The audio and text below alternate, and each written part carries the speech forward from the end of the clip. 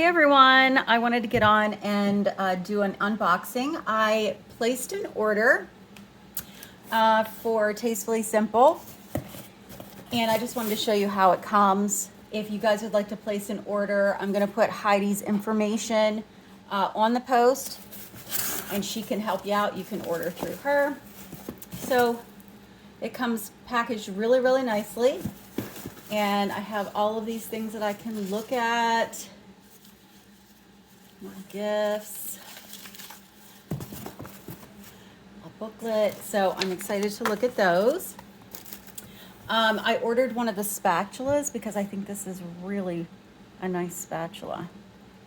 So I can't wait to use this one. Of course, I got some beer bread, yum. I got the chocolate pound cake, the almond pound cake. This is my absolute favorite. Just got a sample size of the spinach and herb seasoning.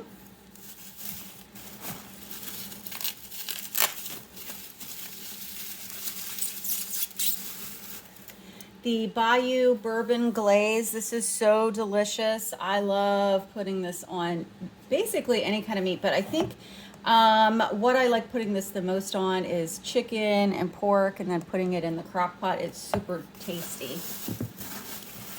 And